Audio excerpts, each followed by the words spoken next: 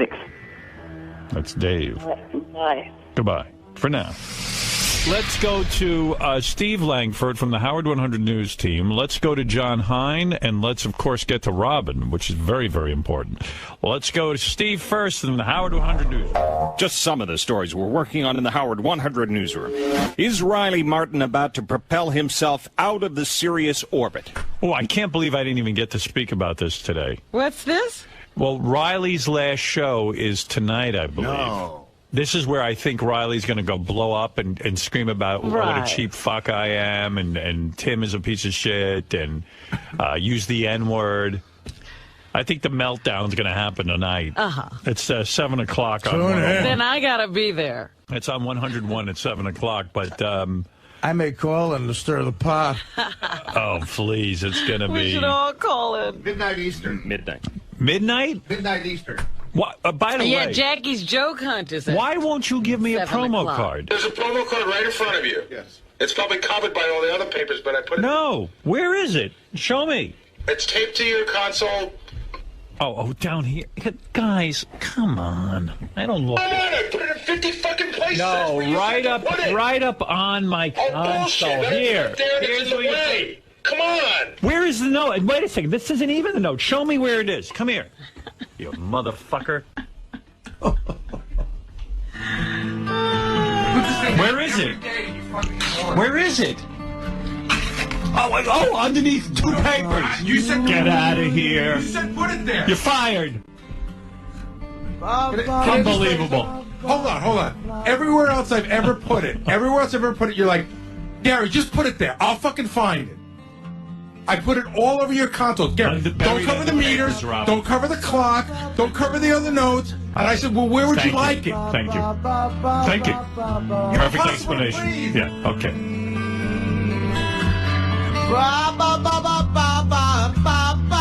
So funny. While we play those songs, Sal's out in the hall in various Gary masks, enjoying bobbleheads.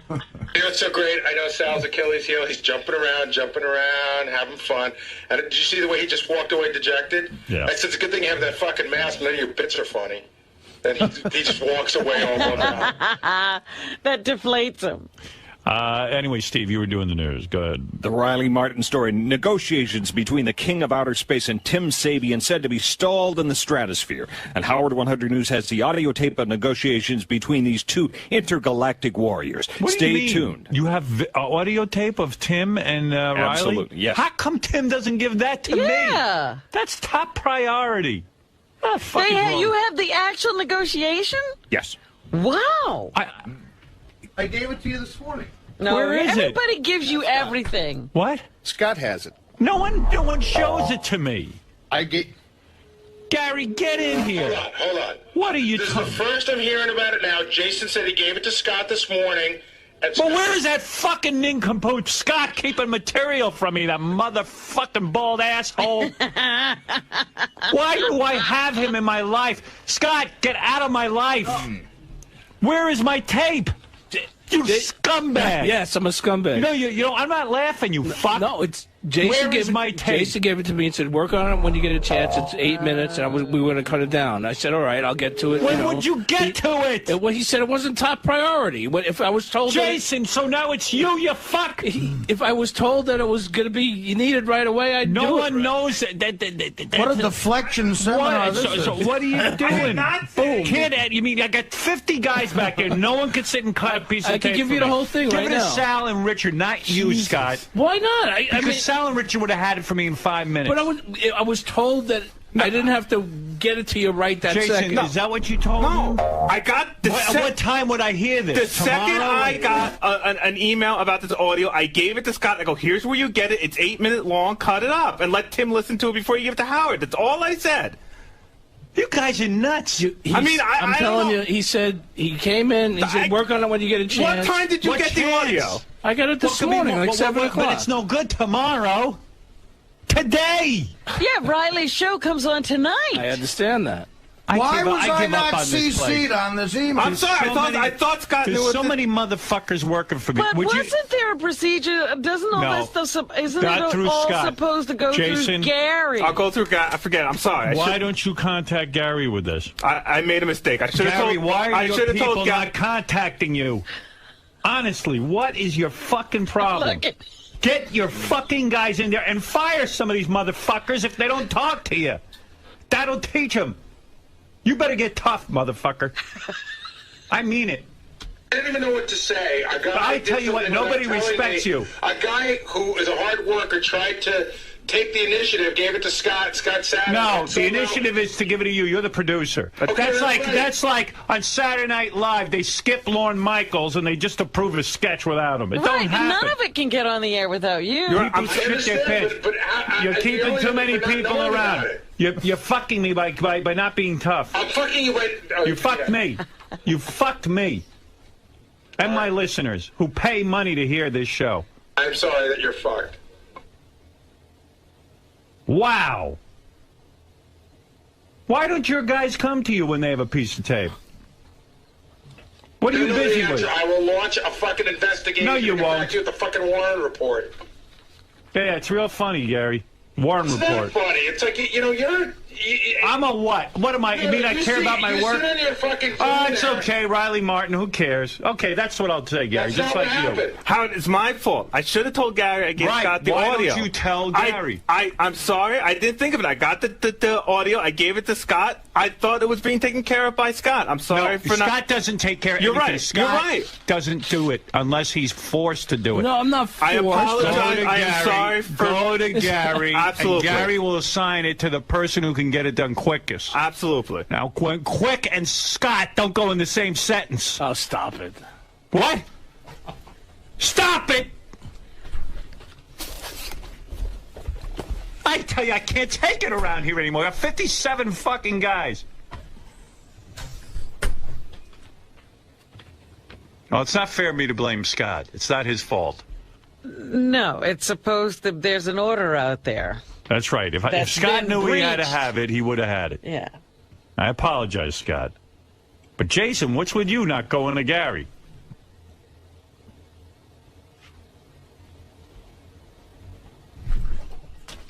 Where's Scott? Come here. I want an apology. I'm out of my mind from this. You see, I hate this. No, I understand. You're making my life miserable now. I gave it to the guy. Go to Gary. That's what I got that fucker here for. Okay, I'll give everything to Gary. You think I got him here for his looks? I gave Scott the audio at 7 a.m. this morning. I didn't know it was going to be a thing. But it's never going to come out of there if Scott doesn't know that. You're right. I'm sorry for Yeah. trusting Scott. I'm sorry. I can't blame I'm sorry. Scott. Don't apologize Don't to me. trust I mean, Scott. you know, No, I'm apologizing to you. This is not your fault. I mean, I even had it on my computer. I was just trying to get to it through the morning. I'm not mad at you. It's just, it should have been done. We're all to blame. No, We're all you are not to blame. I said you're not to blame. Okay, fine. Accept it. Thank you. Jason's got to go to Gary. He's right. I skipped a step. I apologize. Don't skip steps around I'm here. sorry. I won't. Jesus. Riley Martin negotiation tape, and Steve Langford has it. If I wasn't standing here, you'd have it already. All right, thank you. Thank you for that. I mean, come on. We got good material. We die for material like that. We'll play it at noon. I think you guys are dieting too much. Your brains are getting cooked. What do you think of that, John Hine? I mean, really, what do you think of this? I think... Isn't that a major piece of tape? Of course, Riley negotiating. I think Jason tried to get it done and bypassed Gary for whatever reason to do it, and it didn't happen. But I can see why you'd be so frustrated. I am frustrated. Am I overreacting? I know I'm going to get 20 emails. You're a fucking scumbag. You yell at your staff. But what am I supposed to do? Robert, am I wrong? Well, unless unfortunately, it seems that if every once in a while you don't do that, what happened here happens more often because they forget the order. You've set up this system so that things reach you in a timely fashion, and Scott knows the priority of tapes and other work he has to do. But if they're going to jump the gun and just go and give Scott tape, he doesn't know what to do with it. And the only way that seems to stay on track is there's a little tweaking session like this. You know, if Gary comes to me and says, I got tape of Riley Martin negotiating with Tim, I know the audience is Gary can't come to you. He doesn't even know it's there. Now, here it is, 10 o'clock, and I'm hearing about it for the first fucking time. From Steve Langford. Steve Langford, I'm hearing from. Even you should be yelling at him. Why didn't he tell you soon? Why didn't he promote You that could earlier? promote the news all day. God damn. And that Gary boy, he sits back there.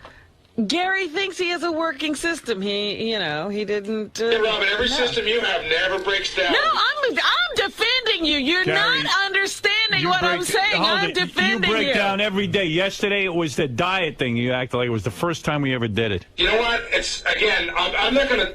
Gotta get on your game. Get on your game. Get on your game, Gary. Get on your game. Your people are not communicating back there.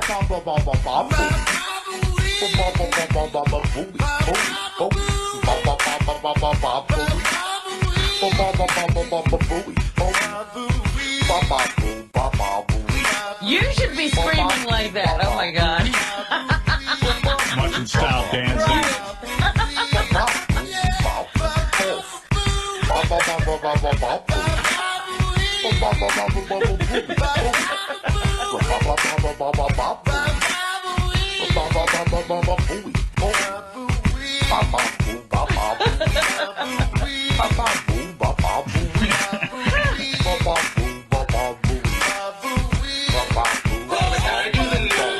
No.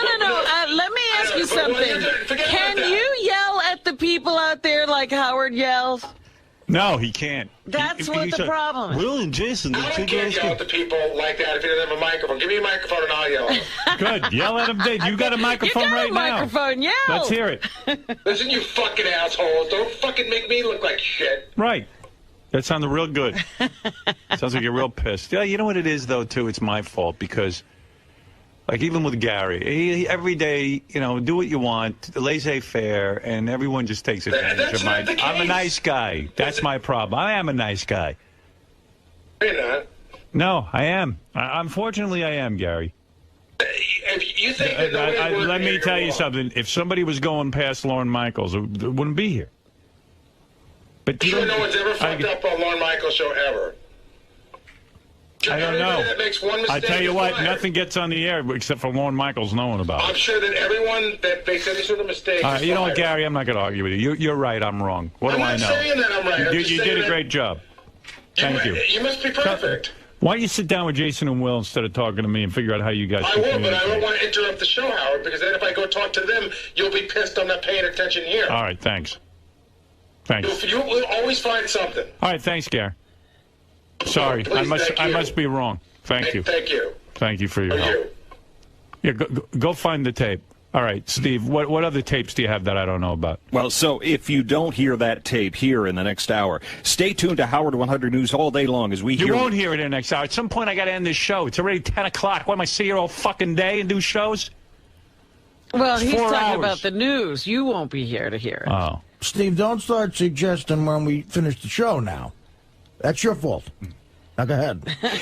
We will hear Riley Martin go at it with Tim Sabian. Riley reportedly seeking $20,000 a show, $10,000 for his co-host. Oh, would I love to hear that? But I mean, this is unreal to me. I'm going home. I can't take it. My head's going to explode. I fucking hate this. Early lunch. 57 people here. Oh, well, we got to hire another person. How many people am I going to hire? Just get a piece of goddamn tape on the air. Remarkable. Yes? Is tonight the end of the Riley Martin Show, midnight Eastern, Howard 101. What, you got the tape now, Gary, so I can go to 3 or 4 o'clock? What do you think I am, Robo DJ? Would you rather not have it? I know we didn't have it, so we got past that. You yelled at me for that. Would I rather not have it? No, because you know I'm going to listen to it. I'm going to do. I don't want to disappoint my audience. Of course, I got to have it now, but I'll go till 2 o'clock in the afternoon. All right. Then yeah, all right. It's not ready. It's all right with you. Then it's not ready. Get the fuck out of here. What the hell's wrong with you? Don't play games with me, pal. Hey, if you want it, it's there. If you don't want it, then don't want it. Good. Well, then put it up so I can be here till 3 o'clock in the afternoon. Maniac. It's up. Good. Find it. Motherfucker. Yeah, but I'm a dog. I'll see you. You want to know where the fuck it is or not? That's all I want to know. You already browbeat the shit out of me, so do you want to know what it is? I don't want to know anything from you. Then don't tell me anything. Just go meet with Jason and we'll figure out how you're going to get this shit on the air during my time slot. I like he's angry at me for wanting to get things done right. That's the reverse psychology. These guys going to yell at me. Because I want it done right. Because I wanted it at 6 a.m., not at 10:10. You're yelling at me for giving it to you now. That's not why I'm yelling at you, Gary. What can I possibly do besides fucking do your job? Besides die. Do your job. Do your job. Do your job. Past that, now what?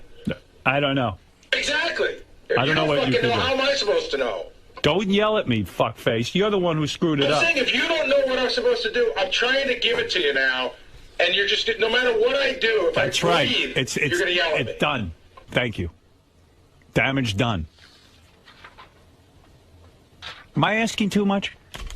Am I, Robin? You're the voice of reason. It's a very simple thing. And quite frankly, it's true. Nothing gets on the air without going through Gary. Yeah. They forget the system. It's like no one can retain that information.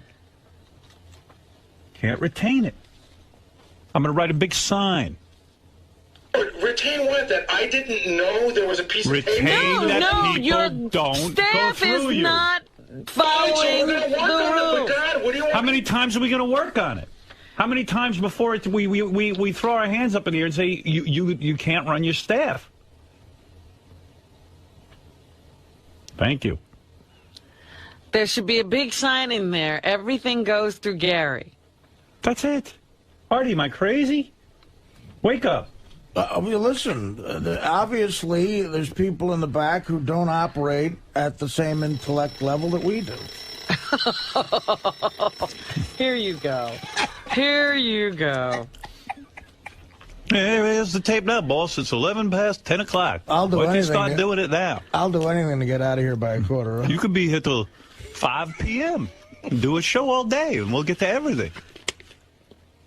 Realize, of course, that you spent more time bitching about it than actually playing. Don't tell me what I'm doing wrong now. Worry about what you're doing wrong. I'll figure out my fucking situation. Now, for people we were talking about this a couple of weeks ago, this is what the Thursday meeting used to be like for 2 hours. It's not true. I wouldn't talk this much at all. Did I overreact? Yeah. Am I overreacting? I mean, I don't know. You see, this show matters to me so much. A tape like that, to me, sounds funny. And there's an ebb and flow to this show. I plan it out in the sense that I go, okay, I got 5 cool things here to do. And within the 4 hours, and then usually the last hour, Robin wraps things up. So I'd like to, at some reasonable time, say, hey, look what I got, make a big deal about it. You understand? In other words, I know in the grand scheme of life, it's not important to people. I take this show seriously, and I've got 50 guys back there. But it won't nearly be as pertinent if Riley's gone after tonight. Yeah, tonight, and then I could have promoted his show. Yeah. I mean, it's a big deal that we have that tape. And Tim does his job, gets the tape, gives it to Jason, and then it's almost like, well, what else am I missing, too? Like, can I trust these guys? Like, we have mail come in every day, and they're supposed to go through it and look for CDs that listeners sent in and stuff. And I tremble at the thought of what is missed because I take this job so seriously. That's why I'm successful at it. And when people don't have the same intensity as me, it panics me. This is exactly what those meetings were like. This was exactly. I'm glad. So my meetings are useless, is what you're saying, because nothing's changed. Oh, it's important. Tell me what I should say to you, Gary. Everybody. What should I? Like Richard was just saying, like you sit and you think about whether the mail's been gone through. and it is being gone through every day. Yet you ignore the mail, stuff from the mail page. But it's fine. It's there for you when you want it. It's not, no, I need it when I need it. We know it's there. But what isn't there is what bothers me. I wonder, what else am I missing? Like, when would I have learned about the Riley Martin phone call? 2 days from now? Maybe never. Maybe it would have gotten buried in that sea of work that Scott has back there. Who knows, Gary? Who knows? And I have an issue on that, too. I think you're letting Scott... I think that Jason absolutely should have brought it to me, no doubt. I think you're letting Scott off the hook a little bit. Well, good. Why don't I just alienate everyone? No, I don't think there's a sea of work. I think there's a lot of work that we've taken away from him. The work is supposed to go... And also, a lot of times when part of the... how do I get it out of my head? I can't turn off his mic. Hold on a second. I don't know how to do it. Part of the safety net for the system is when somebody gets stuck to something, he'll call me and he'll say, all right, Gary, what's the priority? Here's the safety net. Here's the safety net. Take the safety net and stick it around me and lock me up at a funny farm. Like a butterfly net. If that's what the safety net looks like, take it and put me in there and throw me in a mental institution. Thank you. Safety net. Just bring all this shit to Gary, and Gary knows about it, and he tells me. Such a simple system. I don't know. How much more... How easy can it be? Because of all of these kinds of things, that's why the system of bring everything to Gary was created. Yeah. Unreal. I'm exhausted. I'm drained. I rely on Gary to run this.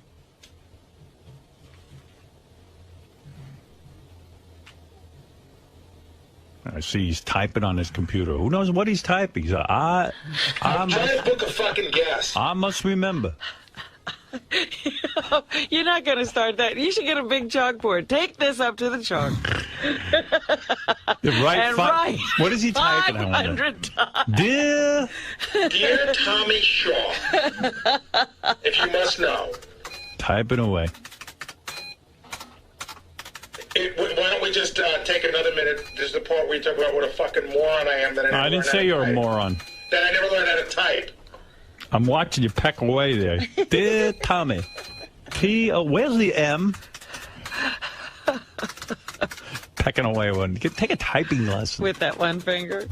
One finger. Get that one finger. It's the same finger he smells when he's talking to me. That finger's very busy. It's typing. Oh, it's so busy. It's smelling. Picking. Look at Sal. Sal's typing. His monkey costume on. Pecking away one finger at a time. All right. Thank you. I don't know. It's like if you found out your accountant misplaced 20 grand, then you'd say, well, gee, I wonder what else he misplaced. You know what I mean? No, this is more like the IRS comes knocking at your door. Mm-hmm. And they say, Mr. Stern, we are charging you with tax fraud because you didn't pay. Right. And then you find out your accountant forgot. No, right. Well, it's his fault. His fault, is it? I mean, I'm drained. And when he says you're letting Scott off the hook, that means he doesn't want to yell at Scott. Right. You can yell I believe me, I have no problem with that, Robin. Okay. It's not Scott's then yell fault. at Scott. It's not Scott's fault. But if Gary has an issue there, then he should take care of it. He shouldn't give it back to you. Yeah. Oh, no, he wants me to go yell at Scott now. I'm not looking for you to yell at Scott. You know what? I'm not going to fuck this. Good. That's the best thing you said today. Somehow it's my fault. I was in good shape today. Did the best I could. Can we do the Riley Martin tape in the news? That could be news. All right, whatever. You're in charge of that. I will work around it. All right. So tonight is Riley Martin's quote-unquote last show, unless there has been a change in the negotiations, Howard. Great, yeah. I think we may have a tape of some of the goings-on. I don't have it. You don't? No. I hope you're I do have happy. it, but I have to tell you where it is if you want. Tell Robin. Don't tell me. Robin, Robin, this is what you need to know. It's our Gary preview page, bottom right-hand corner in pink, and what I listened to the first 4 minutes of it, and it was so good, and I wanted to get in so quickly. Get that fucking thing off me. And then I didn't listen to the last 4 minutes, but I wanted to get in it quickly, and I assumed that it was going to continue to be good. All It right. was so good. Fuck. On the Gary preview page 2 in the lower I got it. preview page 1. I'm sorry. I'm as quick as a whip. Hey, I wanted to pick up where we left off, and if we could kind of continue the conversation about going forward with you doing the show. And I know that you're at 5 million and I'm at 300, so there's a bit of a gap in. Yeah, well, hey Tim, come on, man. Let's don't get into the juxtaposition of jousting with one another. Start giving me a reasonable number frame based upon my import to you, and we can deal. Please don't carry me through this game. Okay. Well, look, it's no skin off your people's nose to do something decent. the max I can afford is $400 a show. Max. Bullshit. That's Bullshit. it. I'm telling you, that's max I can do. Bullshit. Well, then if you give, okay. Stern, who is my hero. Mine too. Makes $18,000 a minute. So how do you know that? I can calculate things in my fucking head, fool. Be so kind. I have to take $400 and roll it, like up in a, you do a money roll and stick it in your ass. Riley, do you realize that that's $6.66 a minute? That's motherfucker, I can't even live in Jersey at $400 a week. I am not just a man. I am a phenomenon. A cornucopia, a dictionary, a time, space, knowledge, and revelation to the extent as to where the truck driver as well as the physicist can understand what I'm saying. Now, if you don't want to pay me, son, and let me die poor, then get that girl that fucks horses or something to do your next show. So you're saying then that you don't want to do the show anymore? I'm not going to do the show for Trump change, no. Okay. Well, we're going to miss you, Riley. I'm going to miss you, too. All right, so if you have a change of heart, please feel No, free. I have no change of heart for no $400. Forget that. That's dead. Okay. If you have a change of heart, you call me.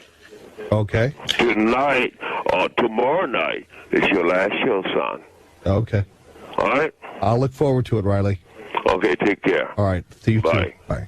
Riley's got a good idea. If that girl that fucks horses is available, Yeah, give her she 20 can have grand an a show. hour. I'll give her 20 grand a show. Remember that tape, The Chick Who Fucks Horses? Haven't played that in a while. I know. He remembers that. Yeah. She's got an act. Well, we'll tune in tonight at midnight, Riley's final show, so he says. I don't believe it. I believe Riley will be back.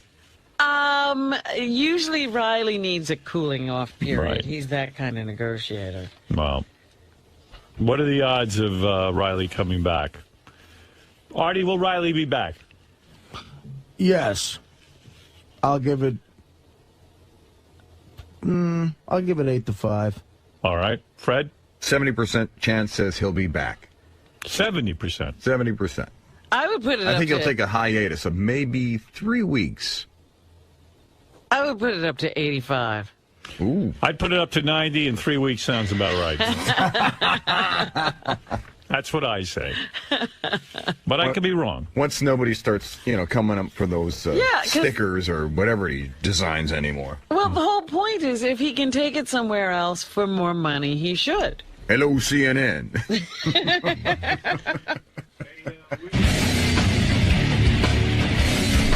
To give Scott something, thought he'd do it. I thought he'd know it was an awesome piece of tape to work on.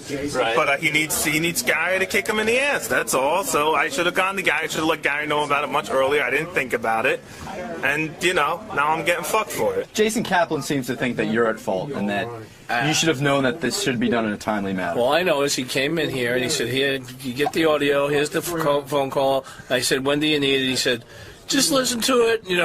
Cut it down, and when you get some time, then I'll listen to it and we'll see what we got." But he conveyed no sense of urgency, Scott. No. Not if he would have. If he would said, "We want it for today's show," it'd be good for Howard to get it. I would have done. I started working on it, and then I got interrupted by other things, and then I was getting back to it. When Howard had just called for it. There is no trust left here. Everything will go through Gary. So from now on, that's it? Everything's going through Gary. At the very least, if something goes wrong, then I'll yell at Gary and not me. If for that reason only, I will put everything through Gary. Listen, it all leads to me. I run the show, so absolutely can't start blaming underlings for shit. Well, Jason's stance seemed to be that Scott needs to have a sense of urgency. He needs to understand that something with Riley... He does and he doesn't. I wish that Scott would have said to me, sometimes he gets stuff, and what he would do in the past would call me and say, "Hey, I got all this stuff, prioritize it for me." But we're supposed to give it to him and prioritize it for him first. Throwing out, the parameters of what people's jobs are. Right. Yeah, Scott probably should have looked at that and go, "Wow, this is pretty important." But I don't know what else Scott had on his plate. I don't know what else he was doing. Maybe he had something that was more important. But I wish he would have said to me, "Hey, Gary, Jason gave me this." Generally, he would say to me, "Hey, Gary, Jason gave me this Tim Riley call," and I would be like, "Oh, let me come in and listen to it." But he didn't, and then it falls right on your lap. Right. And then the entire, Howard's hammering on you. It turns into a whole, I need to start cracking the whip. This laissez-faire attitude doesn't work. Yeah, I mean, that's the part that bums me up because it's not a laissez-faire attitude. And then he went into that whole rap about how he doesn't know what else isn't getting done out here. And he's not out here. He doesn't see the operation. So when one thing goes wrong, to suggest that the whole operation's a shit operation, it bumps us out. Because it's not. So we do an unscripted, unrehearsed show, and considering that, I think we do a very good job. All of us. Howard, Robin, and the guys in the back office. Speaking of the guys in the back office, when all of this is going down, Sal, as always, is just ready to hammer on you. He's ready to just kick you when you're down. At this point, are you just so used to it that it doesn't faze you, or is there still that little part of you that's like, "Fuck you, man"? You know what? He's struggling because he's been writing bits and Howard hasn't been playing them and he hasn't been that funny. He hasn't really written a funny bit since December, so he's got to fall back on what made him famous. I guess it's like, when a one-hit wonder has to play that same stupid fucking song over and over again. That's what Sal does. So God bless him. At least he's got a hit song. I don't know what Bill's problem is. I went out, I told Scott to get that audio together, and he didn't do it. And Bill yells at me, "What am I supposed to do? It's not like I'm a producer of a show for 20 years. I don't know what to do. I'm just a dumb stupid monkey running around talking about Hall & Oates and John Mellencamp and doing stupid rap-up shows. And I talk too much too. So I don't know what Bill's problem is. I gotta go back to typing now. Take care. Goodbye." Dear Mary, please have my bananas ready for me when I get home. I'll say goodbye. I got work to do.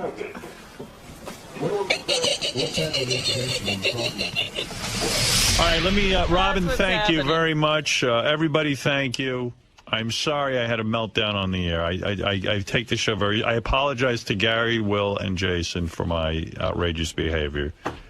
I think it was justified. Oh, well, in that case, He takes his apology back. I don't like to make things personal, but I do when I have my meltdowns. I can't control them. I'm like Phil Ramone. I'm like Phil Ramone without the gun. I think more like Naomi Campbell. I'm more like Naomi Campbell. I just couldn't find my diamond-studded cell phone. I just care about the show, so please don't send me emails saying what a skunk I am. Too late.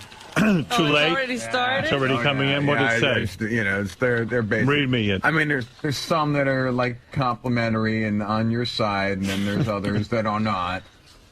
Okay, here's a preview. Oh, no. I'm sick of it. I'm sick of me. Howard, you've been such a happy, contented, funny guy since coming over to Sirius, but since you got engaged, you turned back. Okay. I am under some stress. Starting to sound like a bitter old man. Howard is totally wrong. Mistakes happen. It's okay. He doesn't have to blame Gary and yell at him for every little thing that doesn't go right. He's right. He's right. Gary does a great job, and Howard should kiss his feet every day. All right. Howard, lay the fuck off of Gary. He has covered your seagull ass more times than you know. It's your fucking problem if your people don't know what to do with good tape. That doesn't make sense. Yeah, well. He's having a I have to stay late. Shut the fuck up. So you have to stay extra to listen to Riley's Tim negotiation we could have built tape. the whole show This is the around email. It's not me. I feel it's you. Dude, you're only on the air 4 days a week. A little overtime once in a while won't hurt He's you. missing the point. There's a flow to the show, you know? Howard, the last few days seems like he's been on the rag or something. This must be what it's like after you get engaged. Poor guy, he's feeling the pressure. Ha, ha, ha, ha, ha. Well, let me just say. You know who you really need to apologize to more than anybody? Will. Why Will? Because Will got pulled into this whole thing. He didn't even do anything. That's true. Will has nothing to do Will with goes, it. how the hell did I get stuck Well, I in feel your... like Will and Jason are Siamese twins. Because Jason talks to Will. Right. And used to live with him. Right. Will, I apologize to you for sucking you into this. You had nothing to do with it. Jason, Gary, I am over the top, clearly. I have reactions that are just like as if you murdered me, as if you put a knife in my heart. We all care about the show. We do. But I know you do. Can I just Jason, do you know that? I don't want you going on more antidepressants, you fat fuck. Yeah, he's trying to lose weight. They haven't raised my dosage. No, I haven't. I'm going to go I understand your anger, and I apologize, too, for messing up. All right, look, there was a mess up, but my reaction was over the top. I apologize. Can I just get 10 seconds? Yeah. The only thing... as a favor to the audience, I will edit that out of the show. I can't. No, don't do that. The only thing that bothers me is that we do work really hard and we do care about the show. And when a mistake like this happens, it's not indicative of how... Like, you don't see the office run, so you think that's how their office runs all the time. And No, it doesn't. and I don't know how to express my disappointment. But I promise you it's not how the office runs. All right. Thank you. Thank you. All right. There we go. See you, Artie. Look, there's an ebb and a flow, and it was disturbed. Thank you. Thank you for understanding. I'm with you, man. If I knew how to email, they'd all be on your side. Thank you. I know Robin likes when I crack the whip. I just got. Oh, stop it. I get uncomfortable, too. You even shut up during it. My biggest question right now is... you guys just let me...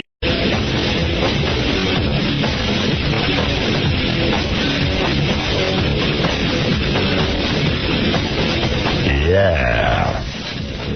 Hey, good morning, everybody. Hey, now. I just got handed a note. Gary the retard thinks I need to talk to him, and he can't hold on long because he has things to do. All right. What do you have to do? Howard, what do you want to talk to me about? Because somebody called my house and left me a message when you wanted to talk to me about something. Wasn't me. Was it you? Nope. Well, somebody called here. It was Will called me from the station. Who called you? Will from the Stern Show. Probably wasn't him. I don't know, but somebody called you. You said it's very important. You want me to talk to you about something. Gary, really, what important could you talk to Howard about? I don't know, but someone told me that Will called here next to... Who told you? Because I called back Who's to the someone who told you? Will did. Will told you Yes. that it's important for you to call in? Yes, because you wanted to talk to me about something. Well, what could it be? I don't know, but that's what he told me over the phone. And where do you have to go that you can't stay on the phone? 'Cause I got... You have nowhere to go. Well, you have a retarded appointment? Hey! You better keep your mouth shut, old man. Hey! What do you got to go to, a retarded breakfast? No, not that. Here's a retarded breakfast, steak and pancakes. Hey, why don't you go and eat your breakfast and get off the radio? I'm going to a retarded brunch today at 8 p.m. Well, you go to that. Hey, so where do you have to go that's so important that you can't... I gotta go out and get groceries and stuff today and do a bunch of running around. You can do that later. You go back on hold and wait for me. Okay. All right, hold on. Go on retarded hold. I put him back on hold. Oh, my goodness. He's got to go somewhere. He's got nowhere to go. And it's important that you talk to him. Right. It's retarded 3 o'clock in the morning. And nothing's ever been, any conversation you've ever had with Gary, any time in the world has never been important. It sounds important. Are you still on hold? Yeah. All right, now you stay there. You have nowhere to go. I've been staying with you. All right, you're going to be on there a good hour or two, so you hold on now. An hour? That's right. An hour? So that'll be 4 o'clock then. Yeah, at 4 o'clock. Hold on. Hold on. Take the phone up at 4. All right, hold on. You stay right there. I am. All right. The kid's like a dog. That's you a have good to show him. You have to show him who's in charge. That's a good kid, though, that Gary. Sit. Stay. Stay, retard. I love him, but you got to really get him under control. I wonder who's jerking him around, telling him you needed to talk. Lately, he's been out of control. Very out. Yeah, that's what I hear. He's been acting out. Even getting physical. I used to think he was a nice retard. Yeah. You still there? I'm still here. All right, hold on. You have nowhere to go. I'm going to stay right until 4 o'clock. Well, it might even be till 5 or 6. Not that late. Oh, come on. Not that late. Hey, don't talk back. Come on. I'm late for a retarded Hey, you know what? You know what? If no men back there behind the couch don't keep quiet. Next time I come, I'm going to bring me some duct tape and I'm going to keep his mouth shut. Right. I got to go to the retarded diner. You better go right now, kid. You better go. Hey, retard. You better go now. Stay on retarded hold. Where does duct tape come from? Does it come from a duck? No, I'm going to go out and buy me some next time I come there. I'm going to keep his mouth shut. But do they make it out of ducks? Yeah. All right. That's what I thought. They make it out of retarded ducks. You know what? I'm going to come there. I'm going to come there, and I'm going to keep it. I'm going to keep it to the chin. You won't be able to get up. Shut up, retard. I'm going to keep it to the chin, and you won't get up. I got to call the cops. My retard is hostile. Well, you better go now. I've got a hostile retard. You better go now. 911, my retard is hostile. I've got an out-of-control retard. Do you have to call the retard cops? I'm calling the retarded cops. Well, you better go now. Hello. They're come and get you. Retarded sergeant. They're going to come and get you. They're going to lock you and My throw you away. retard is violent. I've got a violent retard. All right. All right, Gary, look, I don't have to talk to you. So I'll put you back on hold. And when I think of something to talk about, I'll come back to you. Okay. All right, hold on. There he goes. Let's see how long he stays throughout the morning. Well, he says he has things to do. I don't believe him. I don't believe him either. He's got to go do groceries. Like you have to do that at 4 o'clock in the morning. Yeah. What store is open at 4 o'clock in the morning for you to do groceries? Not 4 o'clock in the morning, but probably sometime today. Yeah, well. I got to buy retarded butter. You know what? But when you tell the screener that you have to run off, you have something important to do. You don't have something important to do for hours. Like I said, it's been hot here. And today I was out running around in this hot heat today. I got to go to the retarded food town. Well, you better go now. I gotta get on the retarded line for retarded ShopRite. Well, you better go now, because if you don't, you ain't gonna make it. My retard's on a rampage. Hey, Howard, next time you have retarded rampage. Artie, quiet for a minute. I want to speak to Howard about something. I want you to keep your mouth shut for a minute. Did you sleep on a retarded mattress? No, you did. What's the last thing you did that you had a deadline? No, I wanted to ask you next time you have Mrs. Howard Stern on the air or on TV, on the show or something, call me, because I want to try to set up a date with her. Miss Howard Stern. I don't think you could get her. No, I think she's out of your league. She likes me a lot, because she said when I was in Las Vegas, she didn't hardly like anybody else. You make her nauseous, retard. Oh, Artie, I hear a lot of things about you, so you just better sit there and be quiet. You make her skin with disgusting sweat, you retarded sweat bundle. I'm gonna come in and tell them to pick you up the hallway. You couldn't go on a retarded date with that retard? Oh, bull. Hello, 911. My retard wants to go on a retarded date. My retard thinks the chick likes him. Next time Howard has me back there, you better go hide. You got a retarded crush on someone. You better go hide. I don't want to go out with you, because you know what?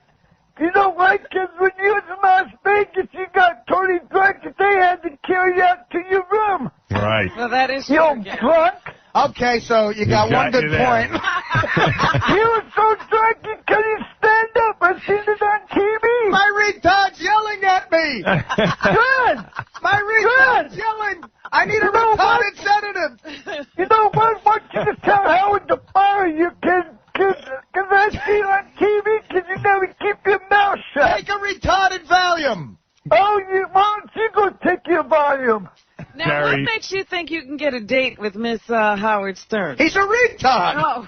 And by the way, a lot of people make the same mistake Gary makes. What? They call her Mrs. Howard Stern, and a lot of people used to think that was my wife. Yeah, she's not married. Thank you. I'm not kidding you. Who thought Like people that? who kind of peripherally know what's good. They go, "Is that your wife, Mrs. Howard Stern?" I go, "No, that's Miss Howard Stern. Howard Stern. She's like Miss America, Miss Howard." And it's very difficult to explain. Well, I understand Gary not getting it. Right. What's wrong with the rest of the people? Because I thought you wanted to date my wife. You want Mrs. Howard Stern. Oh, Howard, you know that money I want when I bought me a brand new TV, a new stereo, Good. and a new VD player. A new VD player? Yes, I watch movies here. Yeah. You watch retarded movies? No, I do not. What do you watch? What movies? There's like rated R movies and stuff. I am Sam the retard. Oh. Yep. Anything rated R, that's what you watch? Yep. What movie? What's the last movie you watched on your new VD? I don't know. I watched the ones. It's this big fat boy goes out and gets in trouble, and he gets up the airplane and. Did you see Retarded Shrek? No. So you don't even know what you're watching. No, I just go out and buy them. I like what I'm watching on my TV. I'm watching Retarded Friends. Oh, well. Yes, Sal. Sal? Yeah. Go ahead. Hello? Yeah. Yeah, hey, Howard. Yes. Hey, could you do that thing with the sound effects with Gary? That was the best. Sound effects? What sound effects? With the gunshots and all of that. Oh, no gunshots. That was the funniest thing I ever heard, Gary. Oh, I know. One of the guys made a phony phone call. Yucko.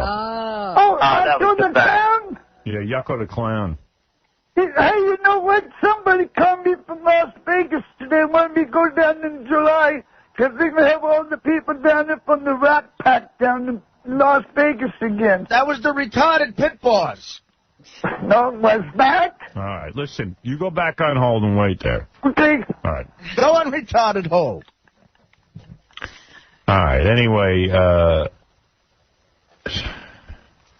What's going on? I'm still in retard world. It's a good way to start your morning. I love Gary. Oh, he's the best. He's a good dude.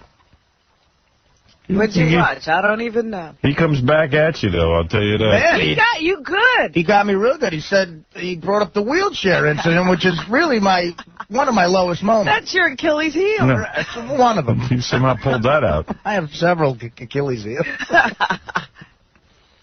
Like I showed you. I think I just got outsmarted by a retard.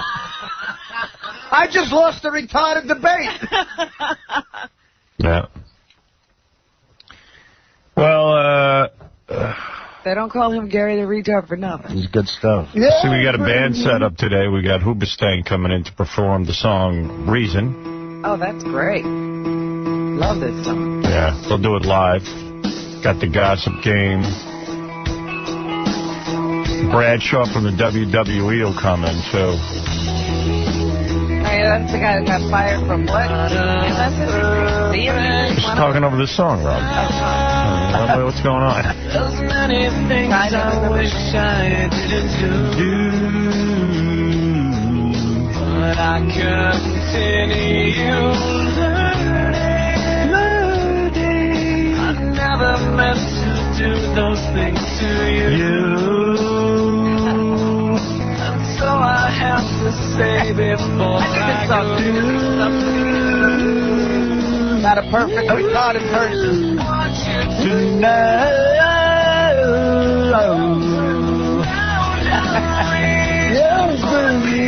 Sing it.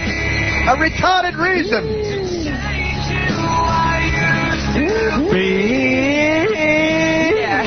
Yeah, we got key search going on here.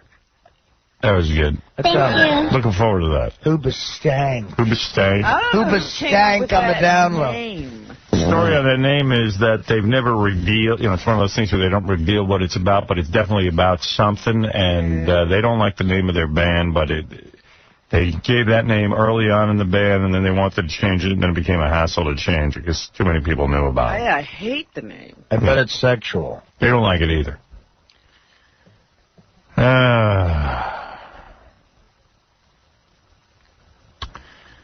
We'll get back to Gary. Hey, Gary. I'm still here. I heard. What you heard? I heard that you applied for a mall security job a few weeks ago. No, I didn't. That's what someone told me. No, see what I'm trying to do, Howard? They're trying to find me a job here in Oregon. Can you remember I asked you about you guys can help me find me an agent?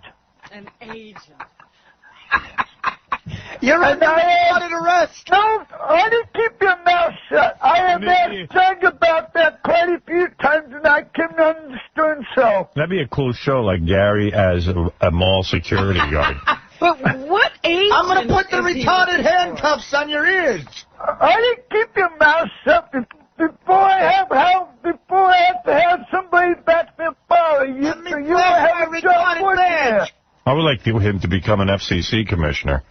What kind of agent is he looking for? An agent to do what? To go out and get appearances and stuff to do. An I agent got help before, remember? Yeah, no, he does appearances. An agent that rents out retards. Hey, I didn't keep your mouth shut. I got a retard. What do you need him for?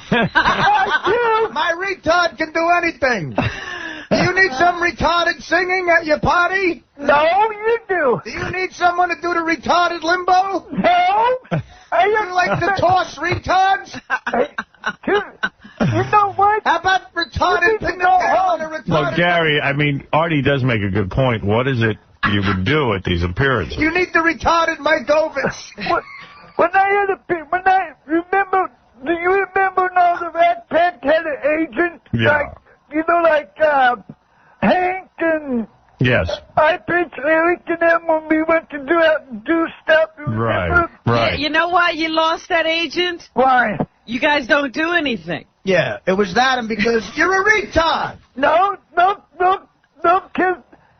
I don't know, but I mean, you're good on here. You don't know. Well, that's true. Well, hello, is this the retarded William Morris? I mean, like Hank's talent was he was a dwarf. and you could throw them around and stuff. Hank was also funny. He did an act. He had like a whole act. Yeah, and he used to do karaoke and all that. Yeah. You have to do an act. But you and Hypergeric, you basically stand there. Yeah, like vegetables. You stand there and be retarded. I'll be dinner sitting there saying, give him autographs and stuff. That's all we've done. Yeah, and nobody wants that, apparently, Gary. Oh, you know what? Do you remember that Direct the Porn movie?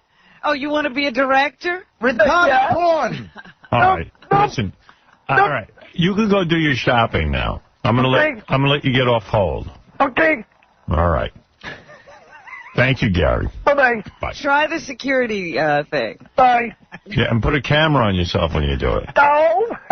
No. That'd be good. All right, Gary. We love you. Okay, bye. Bye-bye. Hey, Gary. What? Bye-bye. Bye-bye. Okay, goodbye. Bye. Bye. All right, I'll see you later. Bye-bye. Bye-bye. Hey, Gary. Bye. Bye. All right, goodbye. Goodbye. Bye. Bye. Bye. All right. You say bye first. Bye. All right, you hang up first. I'll hang up second. Okay, bye. Okay, goodbye. There you go. All right, we're going to take a break, and we'll be back. I need some retarded acting in my retarded movie. Yeah, baby. See, they get these grandiose ideas. Well, he sees everybody else cashing in from the show. I mean, Not look, everybody. Well, a lot of people. I mean, look, if I have an act, Gary's got to go, Jesus, I should do something. Yeah, I mean, even Fred does musical appearances. So. We're all trying to make a little money. Oh, thanks for that. Oh, my God. So, I mean, everyone's... Out of left field. Wow. Well, come on. I had to wake them up. See, he's sleeping over there. I ought to come over and slap you for that. Come on, smack me in the head. I really should. No. Big party tonight. We're going to celebrate tonight. Oh, that's right. I'm planning on sitting and talking to Fred. There you go. With words like that, I'll really be all ears. There's something you haven't done in 10 years. Man, if you wanted to kick Lloyd Grove in the balls for what he said, what should I do? Oh, come on. Just a joke. Everyone knows you're a That's talent. what Maybe Lloyd was joking. I still think you won the karaoke. Maybe Lloyd was joking, too. Right. Well, you know, we got the E-party tonight. I'm looking forward to that. Is the old regime of E, the original people, going to be there? I don't know, but they you know, Mindy's leaving now, and now they're getting all nice to throwing parties, and they sent me a beautiful gift for my 10th anniversary with E. It's very nice of them to acknowledge it. I didn't even know there was a 10th anniversary of E. Well, I was just thinking about that as I came in. I said, I wonder if the people who actually started the show will be there. Oh, you mean like Fran and Marta and... no, I don't think they were invited. They should be, though. Right. Hey, Robin Razinski. And by the way, what kind of food is there? Should I eat before this thing? Yeah, is there good food? Because if the food's not that good, I'm very, very particular. My diet is very controlled. First of all, anybody like Fran or Marta coming? No, they weren't invited. Why? Because they're the old management? What about John Reiber? It wasn't a conscious decision, really. It was just to keep it current. All right. There are a few old school people coming, but for the most part, it's the new regime. I mean, Gorillo's coming. And Gorillo. Yeah, Gorillo was the only old regime person the new who made regime it in. and Gorillo. I would think Fran and Marta had more to do with it than Gorillo. We're going to rock this party out. Now, is Mindy considered current, or is she gone? No, Mindy's current. Oh, current. She's going to help transition to the new team that takes over when they decide who they are.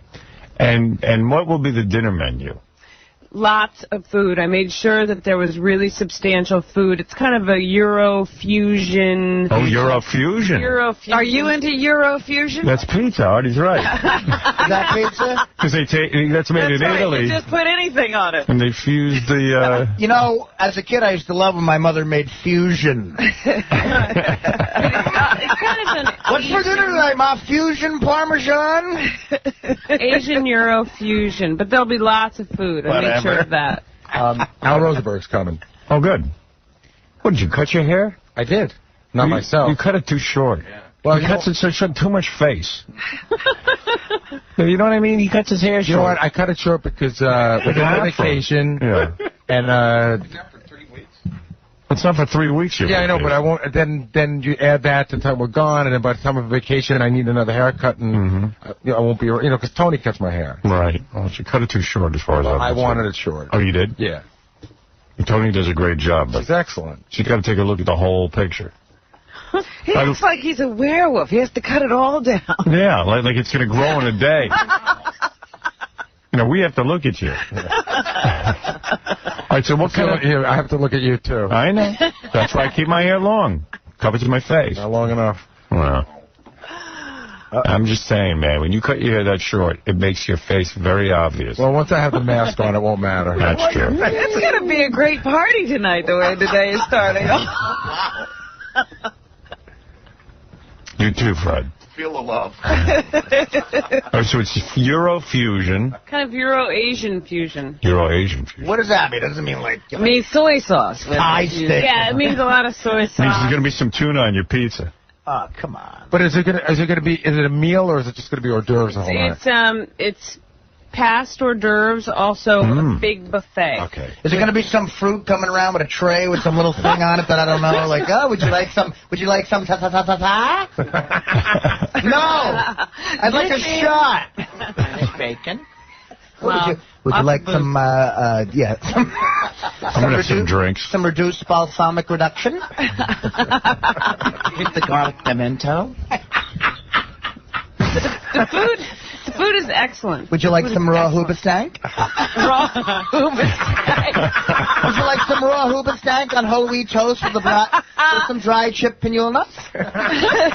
Well, like Artie, you'll taste anything. Yeah, believe me, Artie. You'll be so loaded. Within an hour, you'll be so inebriated. You'll be doing that dance. The hoobastank. You'll be doing that dance with your glass. I'm dancing with my Jack Daniel. His party card is full. No, I would never. Will you limit your drinks, or will you just like go crazy? No, tonight I'm getting loaded. We're all me and Phelan are going solo, so we're. Oh, you're not bringing your check? Dana's out of town. Oh. So Artie's on the loose. Me and Phelan are going stag. This is going to be at Scores. Shortly after the party. Hey, Artie, I may go during the party. Will your first drink be at the restaurant, or will you drink before you get there? What time are we getting there? Early. Early? I don't know. I like getting a little prime before. Oh, he's got to prime the pump. No, but I don't want to embarrass myself in front of executives. I want a future, and I want to maybe. I don't think they have a future. So I'm trying to get to be the anchor of News. Well, that was a consideration. There were a lot of really pretty places that we could go, outdoor gardens, and I thought, well, gee, Artie can't exist there.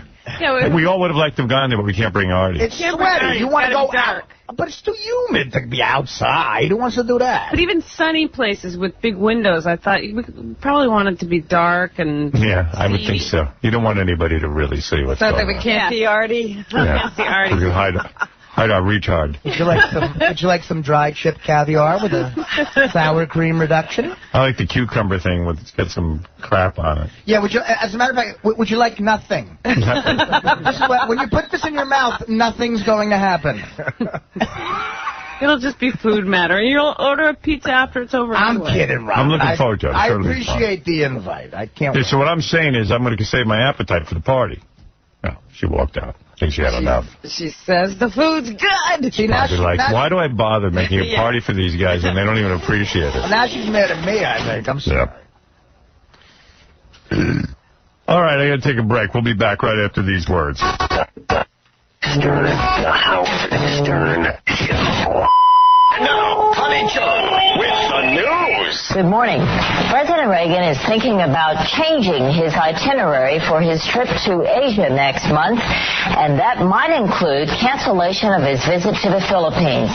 Emery King is at the White House this morning. Emery, has the White House more or less set the stage to scrap the trip? Hey, how do I know, honey? Oh, my God. I'm very sorry, Connie. Good morning. The White House has obviously kept a very close eye on the situation in the Philippines. You're busted. 95X. With your ring announcer, Michael Buffer. And now, let's get ready to listen. Yeah. imitated, the most underhung media personality of all time, Howard Stern. The great Michael Buffer with that beautiful intro to me. You know,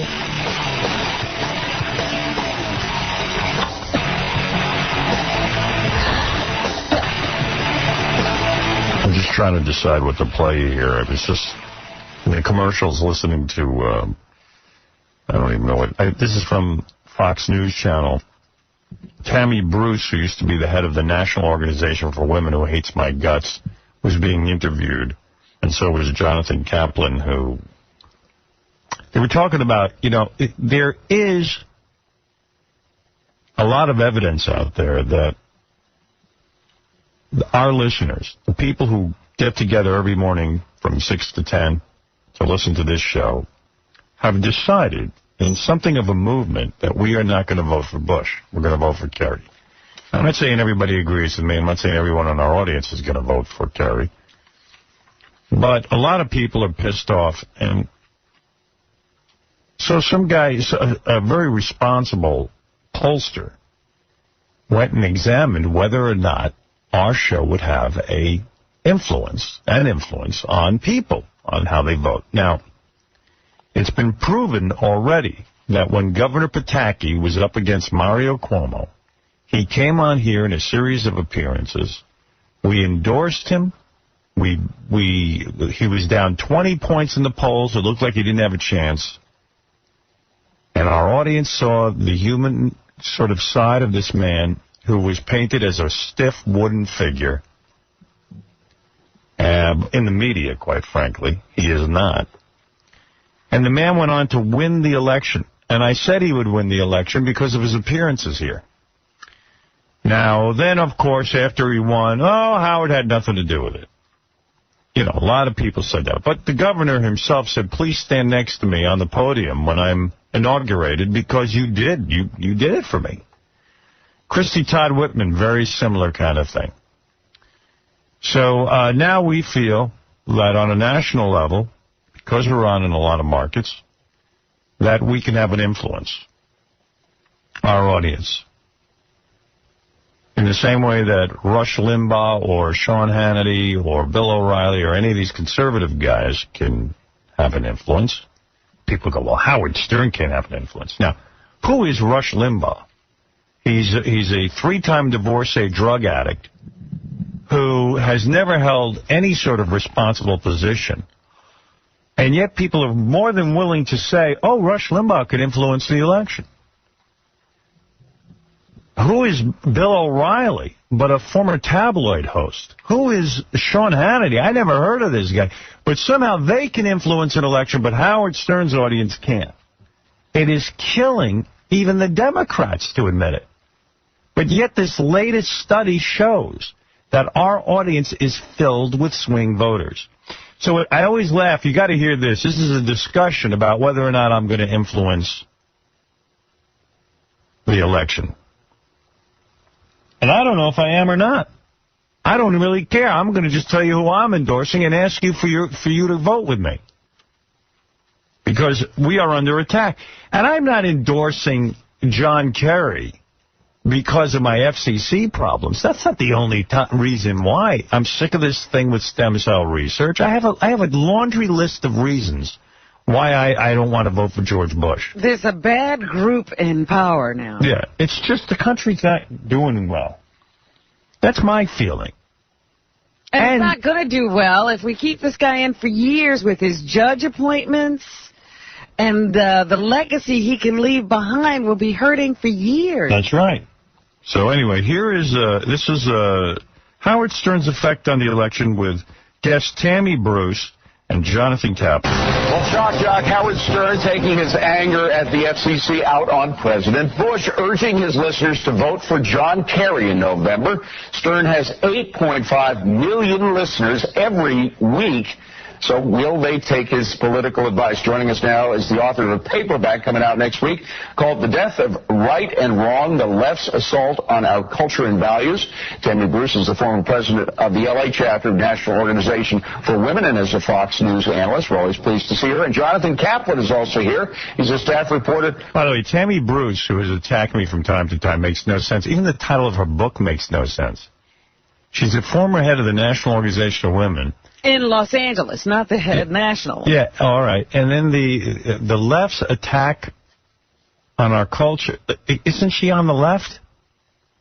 You know what I mean? It's like, I said, what is that title of that book? It's just Wait a minute, you got to take that back, because I thought she was attacking the right. Yeah, but it says the left's attack. Hey, listen again. Maybe the guy's nuts. Even the goddamn title of the book makes no sense. Well, she doesn't correct them. Well, shock jock Howard Stern taking his anger at the FCC out on President Bush, urging his listeners to vote for John Kerry in November. Stern has 8.5 million listeners every week. So will they take his political advice? Joining us now is the author of a paperback coming out next week called The Death of Right and Wrong, The Left's Assault on Our Culture and Values. Tammy Bruce is the former president of the L.A. chapter of National Organization for Women and is a Fox News. Yeah, I'm telling you, the whole thing just doesn't make sense. She's a retard. News analyst. We're always pleased to see her. And Jonathan Kaplan is also here. He's a staff reporter for Washington, D.C. newspaper The Hill. And Jonathan, you talked to Howard Stern on air the other day, didn't you? Unfortunately, I did. Why do you say unfortunately? What's wrong with that? The interview was preceded by a few insults, but I think I'll get over it. So what is he talking about? What is he bragging about now, particularly to you? Well, there was a poll that came out last week. It was commissioned by the New Democrat Network, a sort of centrist Democratic fundraising organization. The poll was taken by Penn, Schoen, and Berland, and these guys were President Clinton's pollsters, and they do some corporate work, and they're a respectable firm. And the polling showed that there's a niche out there of swing voters who listen to Howard Stern who, could throw the election to John Kerry. So, Tammy, his voters don't get the impression that he just has Democrats listening to him. And the guy has helped at least two Republicans that I can think of, Christy Todd Whitman in New Jersey and George Pataki, the governor of New York. Both of them were elected. Both of them were endorsed by Howard Stern. So his endorsements do make a difference, don't they? Or he could just be clearly in the line of where Americans are moving anyway. He's made, of course, comments supporting President Bush on the issues, but we must consider the mentality of this fellow. He believes that President Bush, who's running the free world and a global war on terror, personally has a vendetta against him, indicated by the FCC's action. Well, let me stop you, Tammy. Let me stop you right there. What makes you believe George W. doesn't want to get rid of Howard Stern? I think the president has more things on his mind. The American people, with their reaction to the Super Bowl fiasco, have made it clear with over 500,000 phone calls to the FCC this year alone. There were only 20,000 complaints last year. It's the American people who are leading this framework, not the President of the United States. Michael Powell and the FCC are responding to our concerns. And how infuriating is it? What a sad day it is. Yeah. Number one, the people who complained to the FCC about the Janet Jackson thing did so because on the Super Bowl they didn't expect to see a woman's breast.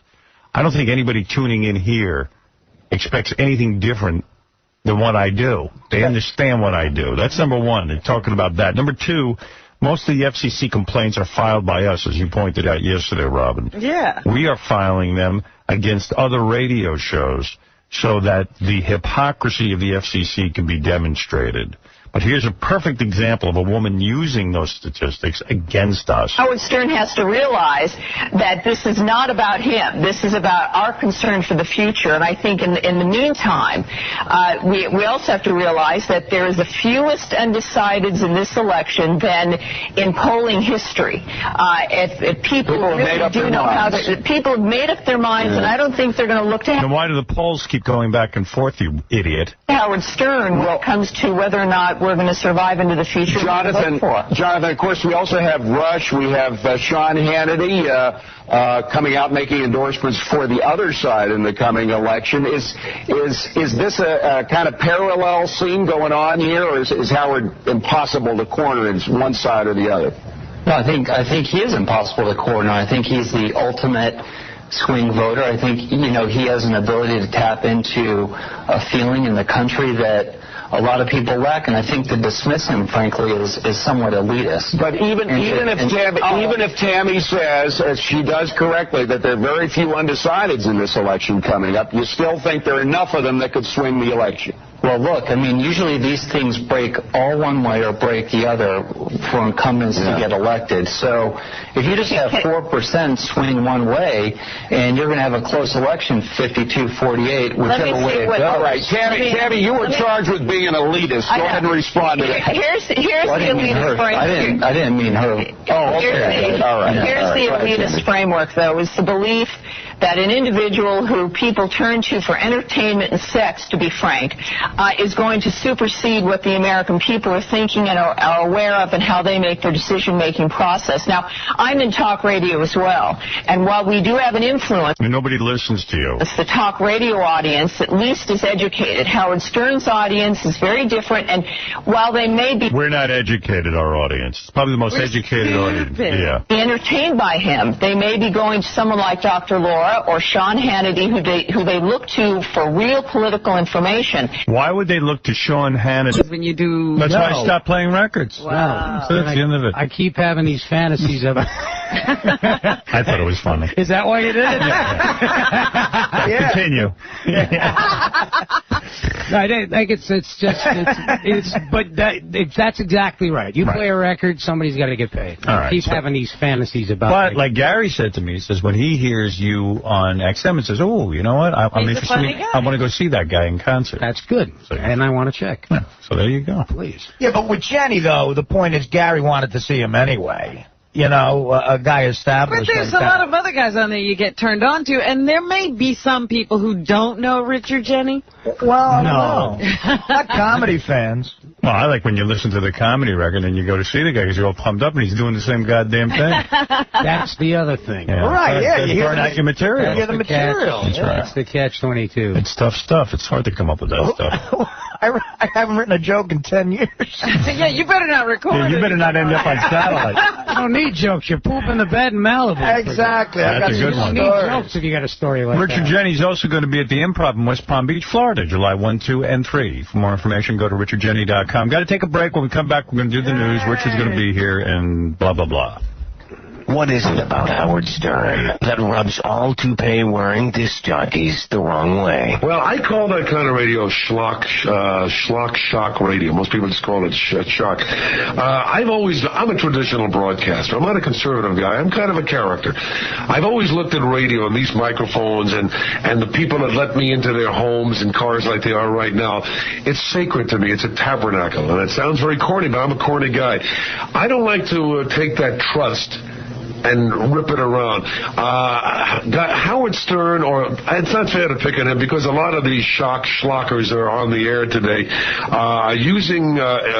they've gone past irreverence. I have nothing against being irreverent on the radio, but now we're getting into way past bad taste. Give it a rest, old-timer. Howard Stern rules! 95. X. QX Manly is Syracuse. And now, let's return to the Howard Stern Show on 95X. Like someone had a gun to your head? Yeah. But there were no bullets in it. That's what's really annoying, when you find out it wasn't even loaded. Bob, what's in the news? Stop holding back. All right. How would you like it if they could alter your brain so that you wouldn't cheat on your lover? No, that would suck. Wow. Well, I think they're concentrating on the wrong organ. I think that's the wrong organ there, exactly. Who could alter your brain? I wouldn't want my brain messed with. So perfect. My brain doesn't want to cheat on my lover. Well, I don't actually know if they do it to your brain, though. They say they alter a gene. I don't know where they alter it. Pumping your penis. Yeah, let's concentrate on that. And they've tried it on some an animal called a vole, and it worked. These little animals were very promiscuous, and when they altered this, it's a rodent, and when they altered the one gene, it became perfectly monogamous. So every time he closes his eyes, he sees OJ. Well, if I was having sex with voles, I probably wouldn't cheat. So there you go. I've banged a few voles on the road. I wouldn't cheat on a vole. They say it's probably not as easy a solution in humans. It'd probably be more than one gene they'd have to deal with. Why can't they alter a woman's genes so she doesn't care if I cheat? Why would we go through... Now that's your kind of research. That's great. Yeah, I'm going to get to work on that. We need some guy scientists. There you go. You should be doing that kind of work. I am doing that kind of work on weekends. All right. British women are Europe's least hairy. True or false? No, that is the truth. Who's the most hairy? Of all the European nations. Don't say eye tie. First, tell me where Europe is. I'll say Italians. I'll say Alanis Morissette. Greek. Who? What is Morissette? Is she Greek? I don't know what she is. I just think of her as being hairy. Fred's right, Greek. Think of her as being hairy. I'm going to say Mexican. Where's that in Europe? They didn't even talk about the Greeks in this survey. Maybe they don't consider Greece. Croats? No. The most hairy were the Germans. Really? That explains the Hoover stank. That's weird. Yeah, this was done by a razor company, and it's the British who are the most fastidious about removing their hair. They have to save a lot of time not brushing their teeth. The Spanish and the Italians came in somewhere in the middle, but closer to the more removing your hair side. The Germans were the least likely to not go natural. As somebody who watches a lot of Euro porn, I can really second that. Do you watch the Euro porn, Artie? Yeah, I've seen some of it. Yeah, you know, there's a word for people who, you know, use excrement for recreation. Oh, boy. They're called Germans. This is not good. They're sick people. Actually, Nip and Tuck I thought was Japanese porn for a while. What else is in the news, Robin? Speaking of porn, a female panda has become pregnant after watching hours of video showing other pandas mating. That's a true story. I Yeah. saw that on the news. The panda was not mating. It was in captivity, and they showed it. Panda porn. Panda porn. And deep inside Ling Ling. You're kidding me. It's true. Really? Yes. After they don't get it because they weren't born in the wild. They don't know anything about their natural instincts. Yeah. And so, instincts you shouldn't have to know about, but they don't know what they should be doing. And so, it really took off when that panda came in delivering a pizza. So they showed the panda porn, and now she's pregnant. An AIDS activist is calling for condom use in all porn. Oh, tell them to calm down. Stop it. Little AIDS, and they get all scared. They rallied outside the front door of Larry Flint's company on Thursday. I don't know why they're doing that in front of his place. But they carried large fake condoms. It's about 20 people. And they're calling for putting condoms on all the actors in porn because of this latest HIV/AIDS. And I don't know if you're going to be watching this version of American Idol, but an American Idol is coming soon with a Christian theme. I guess it'll be people trying to break into Christian popular music. No one will watch that. And they're going to do the whole American Idol thing with it. That's stupid. On Trinity Broadcasting, coming to you in October. A lot of young boys competing in that competition. I also see that Ryan Seacrest has now decided to bring top 40, American top 40 to television in way of an award show. Why isn't he Mr. Show Business? Seacrest, out. Winners will be chosen from the top performers on the radio show. He's got an interesting career. His whole career is sort of hosting. But he's got a lot of guts hosting the ongoing shortage of award shows out there. It's about time we got another one of those. Yeah, we were lacking. Let's hope it's successful. Thank God. The show is set to air on Fox sometime next year. All right. He and Fox have quite a relationship going. Seacrest, out. Yeah, they love him. I just noticed in the movie reviews that Tom Hanks' movie Terminal, which is the new Steven Spielberg film, is getting great reviews. 3 stars in the paper. What's weird with the newspaper is, like, I open up the Post, and the guy in the Post says that the new Steven Spielberg movie isn't good, and the guy in the Daily News gives it 3 stars. Yeah. And then even, like, the guy in the, I don't know which paper it was, that gave 3 stars to Dodgeball, Ben Stiller's movie, and then you read the Post, and the guy gives it 1.5 stars. Well, it must be the other way around. Or something like that. Because maybe it is the Post that gave it 1.5 stars. Yeah, it is. Half a star. That's the one that takes place in an airport terminal the whole time? That's the Spielberg movie, yeah. They play dodgeball in an airport? Yeah. You are correct, sir. Everybody's getting confused. But, yeah, 1/2 star for Dodgeball in the Post. Once again, Ben Stiller polarizing a nation. But he got 3 stars in another newspaper. I know. 3 stars for Dodgeball? That's the point being that you can't go by any critic's review because it's all over the place. One guy likes it, one guy doesn't. The critics hated my movies. What do they know? You never go by the critics, do you? Never. God, no. Forbes has come out with its ratings of the stars. Who is the biggest money maker in the movies? Jenny. Yeah, right. Yeah. Oh. It is, of course, Mel Gibson this year. And they're also ranking him as the most powerful guy in Hollywood as a result of The Passions of the Christ. I saw that. Did you see The Passion of the Christ? Yeah, I saw that. Nowhere near as funny as I was hoping. There was like 3 big laughs in the whole thing.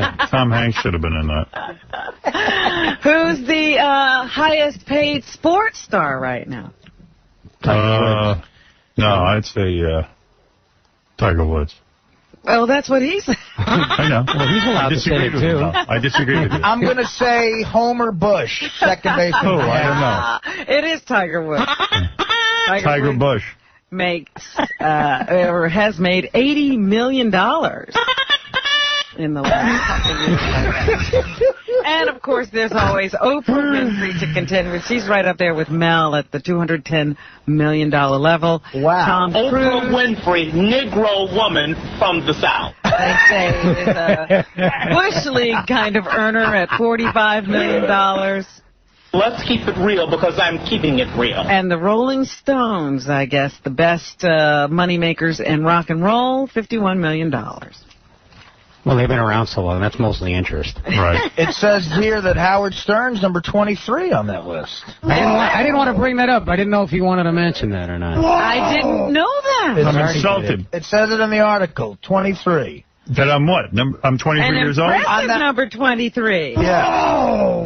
How do they figure that? Because Martling is 22. Oh. But Rush Limbaugh, they say, is number 20, and that will anger you. How do they know if Rush Limbaugh? Where's Rush Limbaugh? Where's he? How much money is he getting?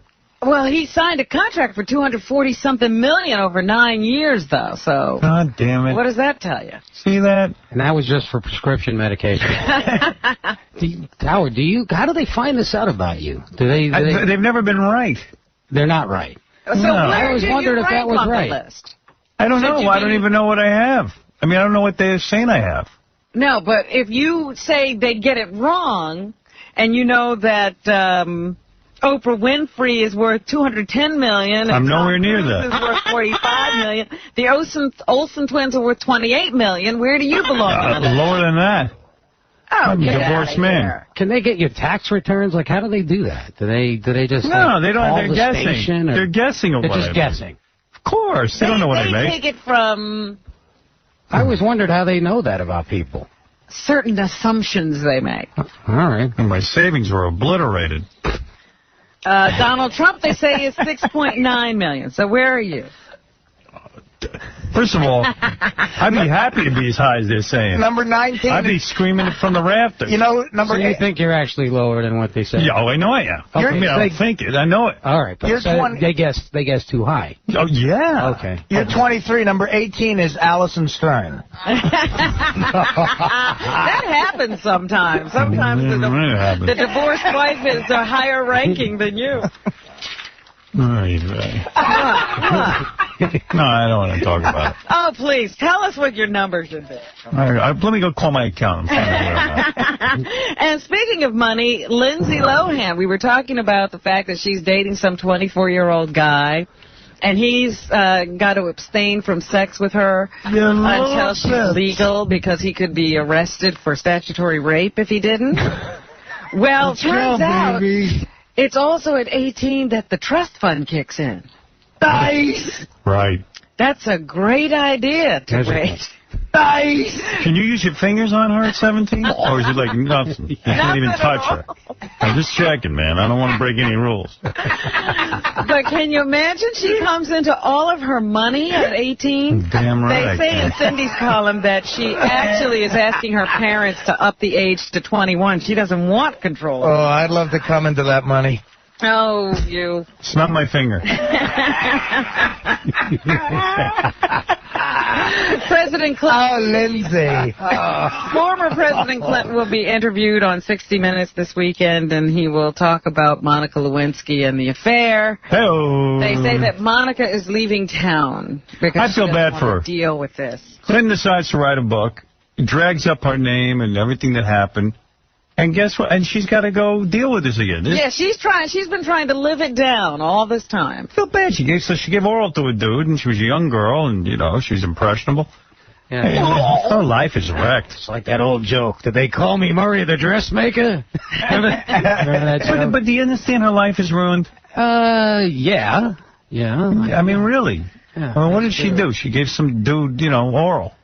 The weird thing that he said to me was, he said, what did he say? They asked him why he did it, and he goes, because I could. Yeah. And you're going, there's like, that's a guy you want to have access to nuclear weapons. A guy who does that's a bad answer because lots of guys could. There are guys who are on a garbage truck. They could get laid every day of their lives. Exactly. There's no difference. Right. Well, they have a cartoon in the paper today that's a perfect example. They show him with, you know, like these dressed in drag, sort of.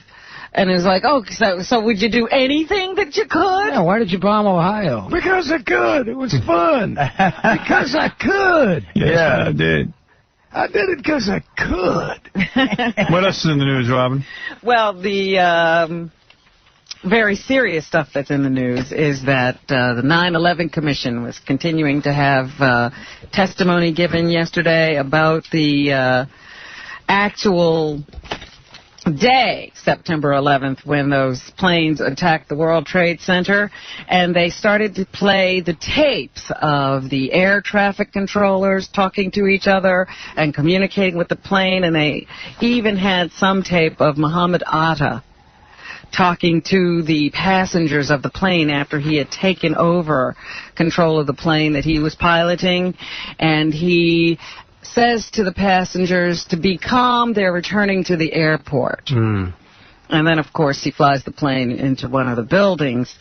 They point out that there was just mass miscommunication on that day, and that the federal traffic controllers, the traffic control people, did not inform the military or the government in time.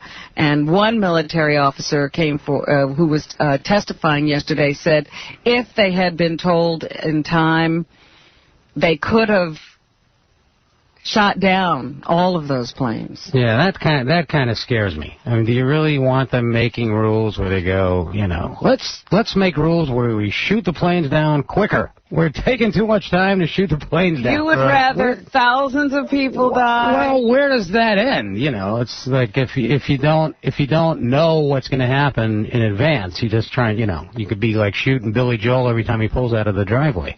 You have to I don't know. They want to get into like the... You're making a point. In other words, if they really had known in time, would they have been able to predict that they would have flown into... You don't know. Or do you want them getting trigger happy? Well, there was certainly another plane and another plane and another plane. You might have been able to take out the second plane. They knew that there was something wrong with that plane long before it hit the building. They heard that Muhammad Atta transmission. This is why I do comedy. I would never want these jobs to have to make these kinds of decisions. Believe me, the people doing the jobs, they're not doing them either. Well, that's why there was the delay. There was a 13-minute period of time where nobody was informing anybody of anything. They were just sitting speculating as to what was going on.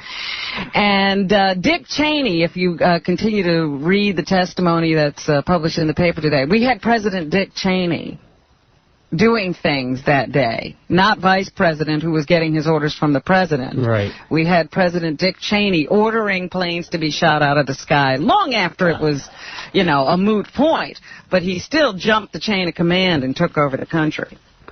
He's doing it every day, believe me. It depends what Atta said, too, on those tapes, If they heard something that indicates something else, like that was going to happen, I mean... No, they knew that the planes had been hijacked. Right. And they knew that there was more than one. So that's what they're saying. Nobody was brought into the loop for 13 minutes after they realized that information. Yeah. It is also the deadline day for that American man who's being held hostage by some Al-Qaeda terrorists in Saudi Arabia. They said they wanted their compatriots released within 72 hours. Well, that deadline is supposed to be met today. This man is supposed to be killed if they don't get what they want. Here is Vice President Dick Cheney, who says those who abducted that American Lockheed worker, Paul Johnson, will not be negotiated with. D2. We do not, as a general proposition, believe it makes any sense to negotiate with hostage takers. All you do when you do that is put a price on the head of every other American out there. That's a poor choice of words, price on the head.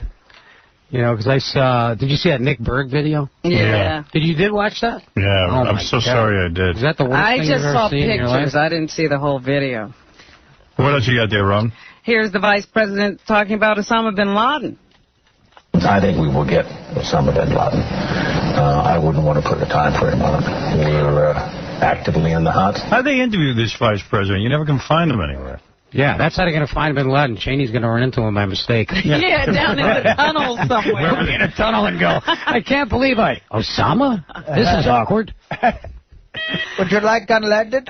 And yesterday, the 9/11 Commission said they didn't see any link between Saddam Hussein and Al-Qaeda in reference to September 11th. Well, here the Vice President refutes allegations that there was absolutely no link between Al-Qaeda and Iraq. D4. There clearly was a relationship. It's been testified to. We had more of a relationship with Al-Qaeda than Saddam Hussein had. We supplied arms to the Taliban when they fought the Russians in Afghanistan. Everybody knows that Saddam Hussein's probably, known these guys. What people are objecting to is President Bush came on TV and said there is a definite link between the two. Well, they're sticking to their story.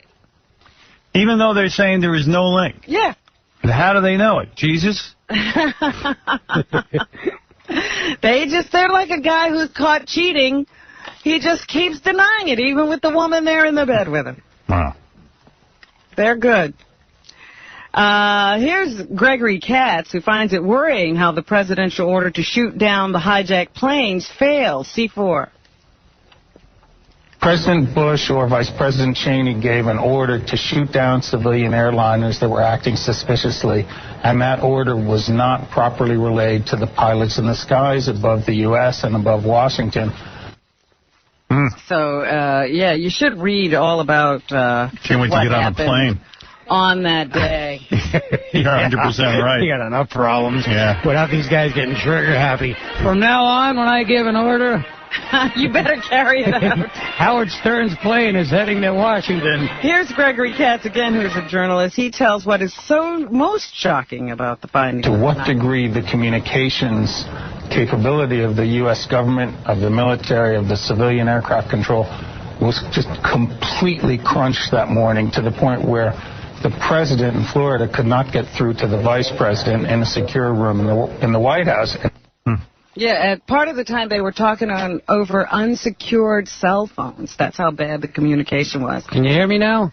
Can you hear me now? Because the president needed to have those photo opportunities with the grade school kids and him reading. All right.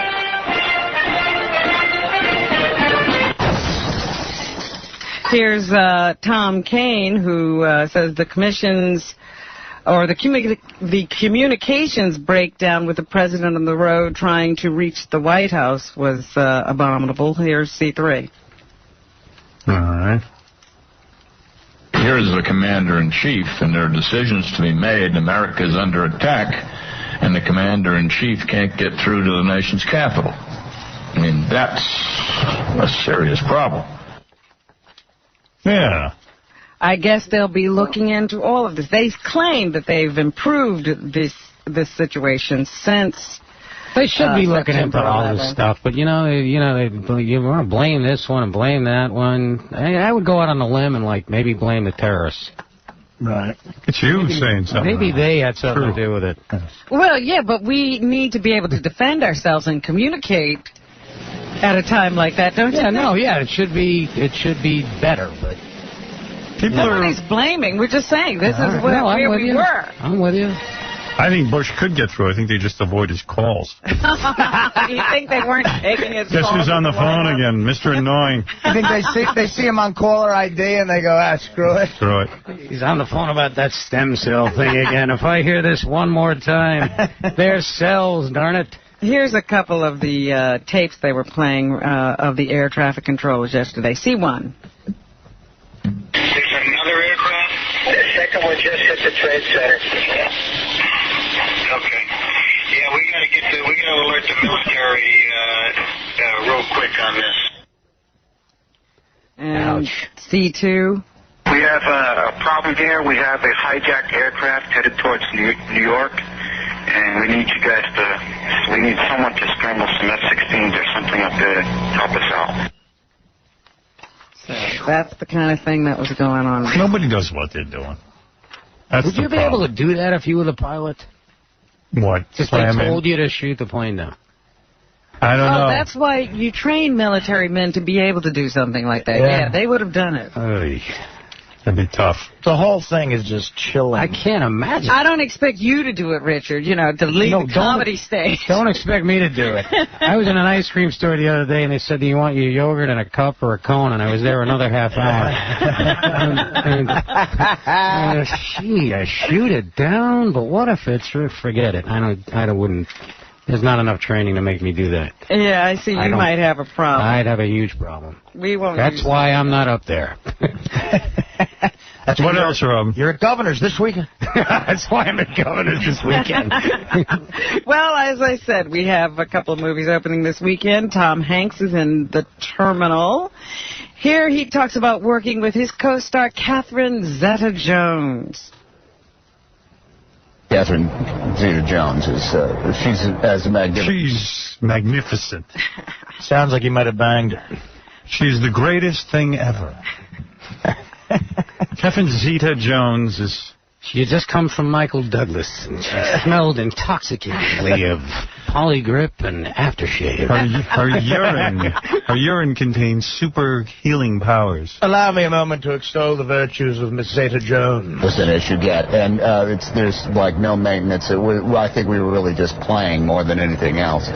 We both had a very good understanding, I think, of what the emotional stakes were for both of our characters. Oh, boy. The emotional stakes. And I've always wanted to work with somebody with Zeta in their name. When she was pregnant, her mammaries shot out silk. Here's Catherine Zeta-Jones. She gave birth to a gold bullion. On what? On working with Tom Hanks. As an actor, he's just so open and generous, and it was such a lesson for me to work opposite him, to just study his craft. I mean, my craft too, but the way that he really made his craft so... The craft? To be with a man who's only in his 40s, I feel like I'm robbing the cradle. Tom Hanks is the most amazing man. I'll tell you a funny story. We were working together. It was now our 3rd month on the set. And he was moving his bowels. And he didn't wipe. And I said to him, Tom, how is it you don't wipe? It turns out he has a self-drying rectum. And it was the most amazing thing. And when he wipes his bottom, it's like tiramisu, a perfect tiramisu. He has what we call tiramisu ass. Yeah, it's very rare. So Here's Catherine Zeta-Jones on working with director Steven Spielberg. Steven Spielberg, his booger meat is like salmon. Literally, I ate it one night. It's very intimate style of work. You don't feel like you're unable to say, you know, Steven, maybe I'll try it this way. You know, I don't know, but it doesn't really feel right to me. Steven. It doesn't intimidate you. I don't know, Steven. I can't figure it all out. But your booger meat does taste like salmon. Oh, Steven. Oh, so much. Oh, Debbie. I'm scratching my balls, Steven. Yes. Moving on. All right, come on. Yeah. And also in theaters right We don't want to get stupid. is the movie Around the World in 80 Days starring Jackie Chan. Oh, yes. Here's Jackie describing his character. I'm kind of a good thief, not the bad thief from China. I stole something. At least he read the script. Back to my village. Then somehow the police chased me. That must be, it's amazing to hear him sell a movie. I'm a tobacco thief. I thief. I thief. I thief. I'm a good thief, not bad. Yeah, I'm good thief. Like, there's a lot of good thieves around. I'm a good thief. Running into Mr. Fox. I'm so good, when I pee out a vaccine for polio. It's amazing. I can't wait for Catherine Zeta-Jones to work with Jackie Chan. Hear what she has to say about him. I heard he's doing another movie with Chris Tucker. They're calling it Nip and Tuck. Oh, that's stop. 2 Nip and Tuck jokes. Where's my rim shot? All right, anything else, Robin? Rob Schneider's also in the film, and he describes his character in Around the World in 80 Days. I play a hobo who teaches Phileas how to beg, the proper way to beg. And he was a quick learner. The Steve Coogan guy. Look out for him. I'm just waiting for Deuce Bigelow, too. Yeah, that's what we want. Mind that. And finally this morning, Jennifer Love Hewitt, who's in Garfield, talks about working with CGI. You dumb bitch. It's interesting. I had to actually... They sort of, scratch his ears in one scene, and, kind of the joke was that I was not anywhere near his ears. Like, Garfield was actually here, and I... He's scratching his balls. He's scratching my balls. That's the trouble with working with CGI. You think you're scratching Garfield's head? It's his balls. Oh, Garfield. Nice to see Jennifer Love Hewitt working with a pussy, though. I like to hear her clips when she goes, It's interesting. You know what? It's not interesting. Nothing's interesting that you're saying. I have to disagree. Garfield. You should start off by going, it's boring. It's interesting. Let's hear what's so interesting. It's interesting. I had to... Okay. Is that it, Robin? That's okay. All right. Listen, Rich and Jenny, you come in here, you delight everyone. You cheer up everyone with your comedy, your effervescence, your bubbliness, and your thoughts. Now go home and go to bed with your father. And where's your dad today? Seriously, say hello to him for Happy Father's Day. Oh, all right. Howard Stern saying Happy Father's Day to my dad. He's in Brooklyn. Is he? Yeah, he was in Bensonhurst. You're a good man. Good to see you, Howard. Yeah, it's good seeing you, too. Good to see you, Artie. Richard Jennings, one of the best comics in the world. Robin. If you're lucky, you'll go to Governor's in Levittown, Long Island. Tonight. Laugh yourself silly. You'll laugh your ass off. Thank you, Artie. Napoleons. How long is the show tonight? Two shows, about an hour each. Yeah, you're really going to give something back. Sure. To the community, Howard. Who's the opening act? Catherine Zeta-Jones. Calm down. Miss Jones. I hear her breasts produce silk. I'd like to have some and a cigar after the show. Governor's is like the plaza when you work with Mr. Jennings. And after your second show, do you run right out of there, or do you schmooze with the fans, or what do you do? Go hide and then get ready for the second show. All right. Richard Jenney at the Improv in West Palm Beach, Florida, July 1, 2, and 3. He is amazing, man. He is. Yeah. And Richard Jenney has a website. A lot of people don't know that. RichardJenney.com. Want to say goodbye to our friend Bob Levy, who put in a great week. He's going for John's job. Yeah. That's a trim spa. Bob, come say goodbye. All right. You done yet? Thank you, guys. Hey, Bob, you're great. I'm sorry we ran out of time today. I will do a recap on Monday. Sounds great, man. Bob had a great couple of bits for us this week. And yes, he did. With any luck, he will go on to great things like John's job. Yes. Yes. And I'll be at the Stress Factory this weekend. Big things happening. Big things? You'll be doing your entire act? Yes. You'll be giving back too? Yes. It's going to be huge. The community is served. You should give back that shirt. At least I can get it one over my stomach, Artie. Levy had a bit today where he was going to play a fire truck. All right, we'll see everybody on Monday. Everyone have a good weekend and a happy Father's Day. 95X.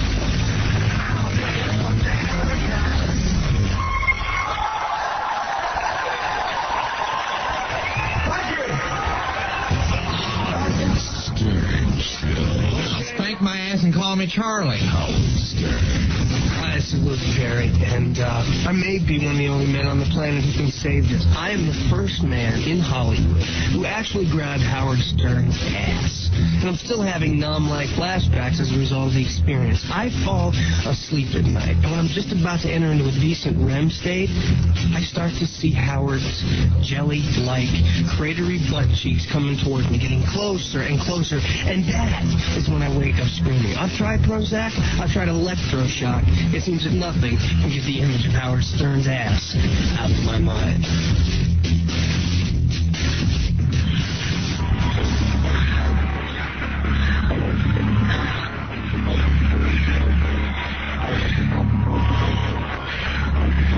Hey, what is this? Come on, let's party. Yeah, come on. F you. F you. F you, baby. F you. Right. F you. Right, Wood G. F you. F you. Yeah. F you. Come on. Hey, you know, Robin Gibbons is coming in here soon. That'd be a nice F you. way to spend the morning. F you. F you. And it is a big celebrity's birthday today. One of the biggest celebrities in the country is celebrating a birthday. I don't usually do birthday announcements, but why not? Why not today? Suddenly it's Wonder Rock. Right. Guess whose birthday it is today? Robin Gibbons. No. Howard Stern. January 12th, 1974, when I was born.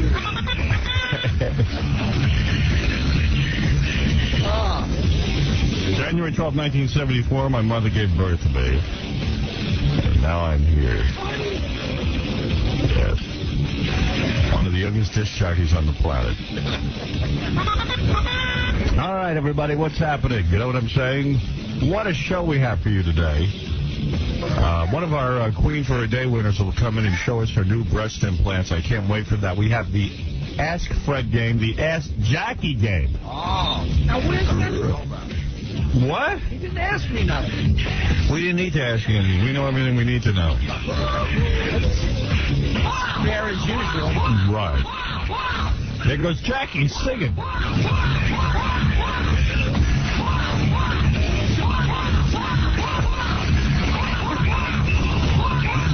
right. So celebrity birthdays today include Howard Stern. Happy birthday. 1974, January 12th, my mother was... Your mother gave birth to you in 1974? 74. Figure it out. Which time? And just got my first birthday gift from Wood Yee. Oh, really? Give me a bottle. What gave you? Well, it's a bottle of something. Yes, I can see that, but I want to know what it is. We should drink it, huh? Shut up, Jackie. Why should I share my gift with you? What do you mean we, white man? Where's your gift? We should drink it. I said, Jackie, where's my gift? I'm sitting on it. You want to kiss it? Oh, look at this. Wood Yee. What'd you get? 1990, a bottle of red wine. Is that red wine? Well, that's your favorite now. Let's see. What is it? 1995 Malbec Valentine Bianchi San Rafael. Bianchi is white. No, this looks like red wine. Valentine Bianchi. Don't know. Isn't this red wine, guys? You would think It looks dark enough. I don't know anything about wine, really. I mean, I just learned a little bit. But Fred, if the top is white and the white... Doesn't that look like red wine? Let's open it up. Usually white wine comes in a light bottle. Right. See a clear bottle. Yeah. That's red. That's what's throwing me. I wonder if Wood Yee knows what he got. I went to my cellar. And the beautiful Anne-Marie, She got you something too? she got me a card. I have something on order for you. Yes, so do I. And Jackie, too. So do I. Would you stay off my case? You're kidding. I hope this year brings you good health, happiness, and peace. Enjoy your birthday. Oh, a card. Well, that wasn't very personal. No, because Anne-Marie, what was that all about? Anne-Marie came in and said that she has something that she wants from me on my birthday? No, What? She had something very personal for you on your birthday. She did? I was just trying to start something. Oh, I see. Oh, you said that. So you got my house up. Yeah. All right, well. You were looking for like an invitation in that. Yeah, I'll crawl back under my rock. Fred was being funny for your birthday. Yeah, thanks, Fred. Thanks for the gift. Decided he would build up your hope and then have them dashed for you. Oh, there's Anne-Marie. What the hell? Yes, Anne-Marie. Hi, Howard. Hi, Anne-Marie. How are you? I'm fine. Good. Happy birthday. Thank you. So, I just wanted to wish you that and let you know. I'm sorry, I thought the card was personal. No, the card is personal. Thank you very much. Fred misled me, and I thought there was something Well, we have some sexual going but on. we'll just All right. tell you about that later. All right, She thank was you. beaming at you this morning, so I figured something would work. I see. All right. Thank you, Anne-Marie. Tell your husband I said hello. No. All right. Too bad. All right. Oh, dear. Right. Oh, dear. Here's my impression of lightning. No, rainstorm. Or fire. Oh, here's my impression of fire. Make up your mind. Put another hot dog on. All right. It's a big day. Bubba Booey. Where's my birthday show? Now, obviously, we are not having one. But that's okay. You think not? I don't think so. This isn't good so far. Unless you're going to do it. So far, I'm doing a lot of work on my birthday. Let me just say that... What? Let me just say that... You didn't prepare anything. No. I thought I was having a birthday show. I got nothing to say. Surprise. The surprise is I don't have a birthday show.